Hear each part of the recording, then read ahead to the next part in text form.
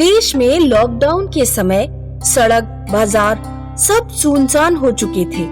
दुकानें लूटने के लिए भला इससे बेहतर समय और कौन सा होता। दो नए नवेले चोर शिब्बू और कुंदू बाजार में डाका डालने का प्लान बना रहे थे।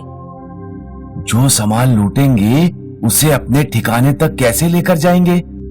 मैंने रिक्शे का इंतजाम कर लिया है। हम बाजार में प्रवेश रिक्शे के साथ ही करेंगे। तू रिक्शा चलाएगा और मैं सवारी बनकर बैठूंगा। मैं सवारी बनूंगा, तू रिक्शा चलाएगा। अरे बेवकूफी लड़ने का समय नहीं है, चल निकलते हैं। दोनों रिक्शे से गांव के बाजार में पहुंचते हैं। शिब्बू रिक्शा चला रहा है, कुंदू सवारी बनकर बैठा है। वो रही कपड़ों की सबसे बड़ी दुकान।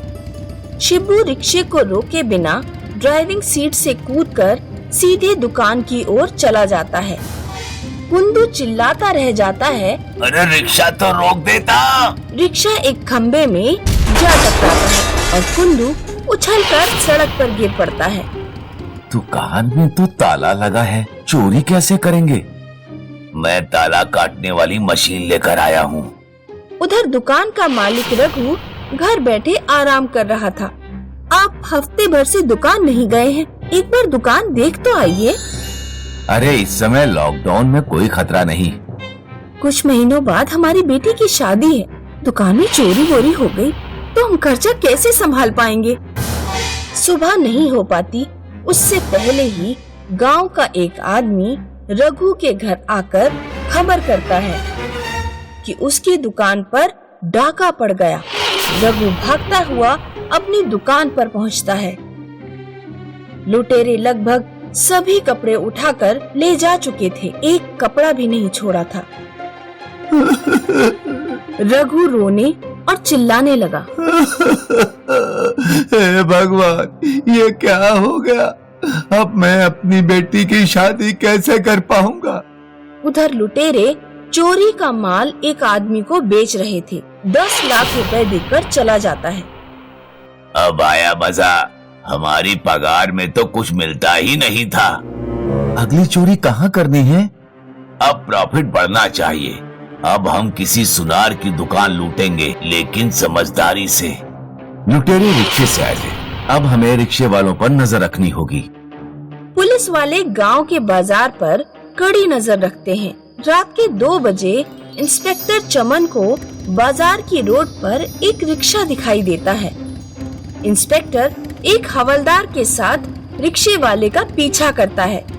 रिक्शा एक सुनार की दुकान पर रुकता है। रिक्शा चलाने वाला और रिक्शे पर बैठा आदमी दोनों उतरते हैं और ईंट से सुनार की दुकान का ताला तोड़ने लगते हैं। इंस्पेक्टर चमन तुरंत फोन करके बाजार के सभी पुलिस वालों को बुला लेता है। सब लोग मेरी लोकेशन पर आ जाओ, चोर मिल गए हैं। सारे पुलिस वाले चमन के पास पहुंच जाते हैं और दोनों रिक्शा वालों को पकड़कर पुलिस स्टेशन ले जाते हैं। हमें मत मारो, हम चोर नहीं हैं। पागल समझा है क्या? हमारे सामने तुम लोग दुकान का ताला तोड़ रहे थे। दुकान के मालिक ने हमें 2 आदमियों को रिक्शा लेकर दुकान पर भेजा था। उन्होंने कहा था कि वो दुकान का सामान अपने घर ले जाना चाहते हैं। दुकान के ताले की चाबी खो गई है, इसलिए उन्होंने हमें ताला तोड़ने का आदेश दिया और कहा कि वो पीछे आ रहे हैं। दुकान के मालिक को बुलाया जाता है। मैंने तुम्हें कब कहा था? आप दुकान के मालिक हो?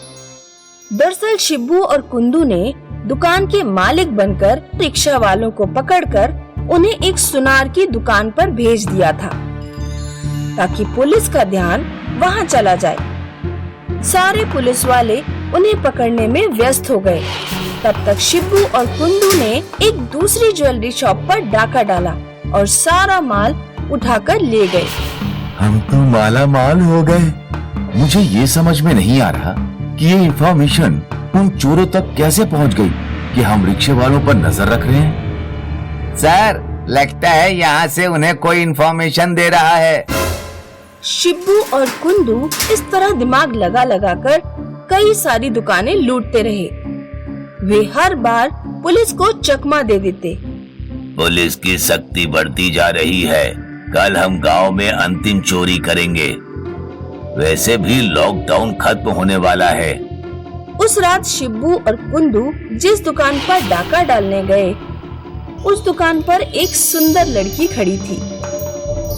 मुझे पता है तुम लोग चोरी करने आए हो। मुझे भी अपना पार्टनर बना लो, मैं लावारिस हूँ। हम तुम पर भरोसा नहीं कर सकते। तुम पुलिस से मिली हुई हो सकती हो। मुझ जैसी लावारिस की पुलिस हमेशा से दुश्मन रही है। उसे अपना पार्टनर बना लेते हैं। ऐसी सुंदर लड़की फिर कहाँ मिलेगी? शिबू, कुंदू और लड़की तीनों मिलकर चोरी करते हैं। वे चोरी का माल लेकर अपने ठिकाने पर पहुंचते हैं और सो जाते हैं। सुबह जब शिबू और कुंदू की आंख खुलती है तो वे खुद को पुलिस स्टेशन में पाते हैं। हवलदार शिव प्रसाद सिंह और कुंदन प्रसाद वर्मा, तुम दोनों पुलिस वाले होकर चोरी का धंधा क्यों करते थे? हम अपनी नौकरी से बिल्कुल भी खुश नहीं थे। नौकरी करते करते बोर हो गए थे। जिंदगी में कोई मजा नहीं आ रहा था। इसलिए लॉकडाउन में हमें चोरी करने का आइडिया आया। लेकिन हम यहाँ कैसे पहुँच गए? हम तो अपने ठिकाने पर सो रहे थे। मैं तुम लोगों को लेकर यहाँ आई। तुमने चोरी तो शुरू कर दी, लेकिन ये नहीं सोचा कि तुम जिन्हें लूट रहे हो उनकी जिंदगी पर इसका क्या प्रभाव पड़ेगा। मैं कपड़ा व्यापारी रघु की बेटी हूँ, जहाँ तुमने पहली चोरी की थी। दुकान की चोरी के बाद हम कंगाल हो गए। मेरी शादी टूट गई। मेरे पिता की हार्ट अटैक से मृत्यु हो गई। मेरी माँ हॉस्पिटल में बीमार है, इसीलिए पिछले 2 महीने से मैं तुम्हारा पीछा कर रही थी। तब कल रात जाकर तुम लोगों को पकड़वा पाई हूँ। शिब्बू और कुंदू माफी मांगते हैं, लेकिन पुलिस उन पर कार्रवाई करती है और उन्हें सजा दिलवाती है। एक गलत काम से कोई कितने लोगों की जिंदगी बर्बाद करता है, इसका अंदाजा लगाना मुश्किल है। मानपुर गांव में छोटी और पिंटू अपने मम्मी पापा के साथ रहते थे। पापा, कल रात पिंटू किसी लड़की से बात कर रहा था। पापा, मैं अपने दोस्त से बात कर रहा था। ये झूठ बोल रही है। तुम दोनों स्कूल के लिए तैयार हो जाओ। तभी पिताजी अखबार पढ़ते हुए आते हैं। बच्चों, कोविड-20 महामारी के कारण पूरे देश में लॉकडाउन लग गया है। स्कूल बंद हैं। ये हैरी स्कूल की छुट्टी। या हैरी स्कूल की छुट्टी। चल छोटी, बबली ताई के घर लूडो खेलने चलते हैं। अरे, तुम लोग फिर से आ गए? हाँ ताई, देश में लॉकडाउन लग गया है, स्कूल बंद है, इसीलिए हम यहाँ पर लूडो खेलने आए हैं। तुम्हारी अम्मा तुम्हें एक लूडो भी नहीं दिलवा सकती। रोजाना बेशर्मों की तरह यहाँ चले आते हो। छोटी और पिंटू उदास होकर अपने घर पहुँचते हैं और सारी बात अपनी माँ को बताते हैं। कोई बात नहीं बच्चों, मैं आज ही पिताजी से कहकर तुम लोगों के लिए लूडो मंगवा देती हूँ। छोटी और पिंटू के पिताजी खिलौनों की दुकान पर लूडो लेने जाते हैं, लेकिन लॉकडाउन के कारण सारी दुकानें बंद पड़ी थी। बेटा, लूडो तो नहीं मिल पाया क्योंकि सारी दुकानें बंद हैं। अब लॉकडाउन में हमारा टाइम कैसे पास होगा? हम लूडो बना भी तो सकते हैं।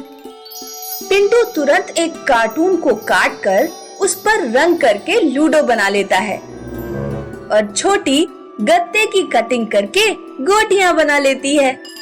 लूडो और गोटियां तो बन गई, लेकिन पासा कैसे बनेगा? पिंटू नदी किनारे जाता है। नदी किनारे एक छोटी सी गुफा थी। पिंटू उसके अंदर घुसकर पत्थर ढूंढने लगता है। उसे वहाँ चौकोर पत्थर तो नहीं मिलता, लेकिन पत्थर का बना हुआ एक बहुत शानदार लूडो मिलता है। पिंटू बहुत खुश होकर घर पहुँचता है। देखो सब लोग, मुझे क्या मिला है। अरे वाह, इतना अच्छा लूडो, चलो खेलते हैं। लूडो खोलते ही लूडो से आवाज आती है। जिनके लूडो में स्वागत है, जीतने वाले को मिलेगा इनाम। हारने वाले की उड़ेगी मजाक और बेईमानी करने वाले को मिलेगा दंड। उधर बबली ताई की बेटी पुष्पा 500 रुपए लगाकर गांव की एक लड़की के साथ लूडो खेल रही थी। पुष्पा गेम हार जाती है। चल 500 रुपए निकाल। लॉकडाउन चल रहा है इसीलिए कैश नहीं निकल पाया, बाद में ले लियो। मुझे अभी चाहिए। कह दिया ना अभी नहीं मिलेंगे। दोनों में लड़ाई हो जाती है। लड़की पुष्पा का लूडो फाड़ कर चली जाती है। अगले दिन पुष्पा छोटी पिंटू के घर लूडो खेलने पहुंचती है। क्या मैं तुम लोगों के साथ लूडो खेल सकती हूँ? मेरा लूडो फट गया। पहला गेम पुष्पा और छोटी के बीच होता है। छोटी गेम जीत जाती है और पुष्पा हार जाती है। लूडो से एक नया लेडीज बैग बाहर निकलता है। ये छोटी के लिए है। उसके बाद लूडो से एक गाय निकलती है और पुष्पा के सिर पर गोबर करके लूडो के अंदर घुस जाती है। ये कैसा लूडो है? ये जिनका लूडो है। जीतने वाले को मिलता है इनाम और हारने वाले की उड़ती है मजाक। पुष्पा मन में सोचती है कि अगर मैं किसी तरह जीत जाऊं तो मुझे भी इनाम मिलेगा। पिंटू, एक गेम में तुम्हारे साथ खेलना चाहती हूँ। पुष्पा पिंटू के साथ खेलना शुरू करती है। पिंटू एक बार गेम के बीच में उठकर पानी पीने चला जाता है। पुष्पा चुपके से अपनी गोटी आगे बढ़ाकर रख देती है। तभी लूडो से आवाज आती है। तुमने बेईमानी की। जिन बेईमानी करने वाले को दंड देता है। पुष्पा की नाक 10 इंच लंबी हो जाती है। अरे ये क्या हो गया? मेरी नाक इतनी बड़ी हो गई। अब कोई लड़का मुझसे शादी नहीं करेगा। ऊपर से लॉकडाउन चल रहा है। मैं किसी के पास अपनी नाक कटाने भी नहीं जा पाऊंगी। तुमने इनाम के लालच में बेईमानी की, इसीलिए तुम्हारे साथ ये हुआ। तभी तो कहते हैं ज्यादा लालच अच्छा नहीं होता।